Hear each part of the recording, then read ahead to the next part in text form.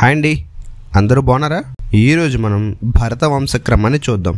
భరతుడు సునందల యొక్క కుమారుడు భూమాన్యుడు. ఇతని భార్య విజయ. వీరికి పుట్టిన బిడ్డ సుహోత్రుడు. ఇతనికి భార్య సువర్ణ. వీరి కుమారుడు హస్తి. ఇతని పేరు మీదే హస్తినాపురం అనే నామం వచ్చింది. ఇతని కుమారుడు వికంఠనుడు. వికంఠుని కొడుకు అజమీయుడు. ఇతనికి 3 భార్యలు. వీరికి 124 మంది సంతానం. వీరిలో అందరికన్నా శ్రేష్ఠుడు సంవర్ణుడు. సంవర్ణుడి యొక్క కుమారుడు కురుడు. ఇతని పేరు మీదే కురుక్షేత్రం పేరు వచ్చింది. ఇతని కొడుకు విదూరుడు. అతని కొడుకు అనస్వుడు. అనస్వుడి కొడుకు పరీక్షితుడు. పరీక్షితుడి కొడుకు భీమసేనుడు. అతని పుత్రుడు ప్రదీపుడు.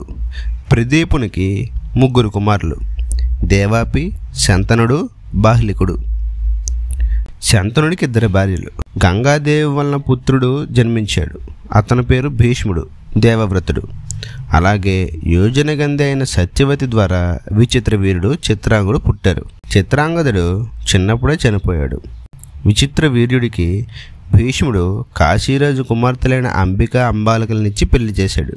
విచిత్ర వీర్యుడు క్షయవ్యాధితో సంతానం లేకుండా చనిపోతాడు. ఇక్కడే భరతవంశం విచ్ఛేదమయ్యే పరిస్థితికి వచ్చింది. అప్పుడు సత్యవతి వ్యాస మహర్షిని పిలిచి భరతవంశాన్ని నిలపమని కోరగా, మహాత్ముని వలన దేవర న్యాయంతో అంబికకు ధృతరాష్ట్రుడు, అంబాలికకు పాండురాజు, అంబిక చెలికత్తెకు విదురుడు జన్మించారు. ధృతరాష్ట్రుడికి గాంధారి వలన 100 మంది పుత్రులు, పాండురాజుకు కుంతీమాద్రుల వలన పంచపాండవులు అనగా యమధర్మరాజు అంశతో ధర్మరాజు, వాయు అంశతో భీముడు, ఇంద్ర అంశతో అర్జునుడు, మాద్రికి అశ్విని దేవతల అంశతో నకుల సహదేవులు జన్మించారు. వీరందరికీ ఉప పాండవులు, అభిమన్యుడు, ఘటోత్కచుడు, ఇర్వాణుడు ఇలా 11 మంది పుట్టారు.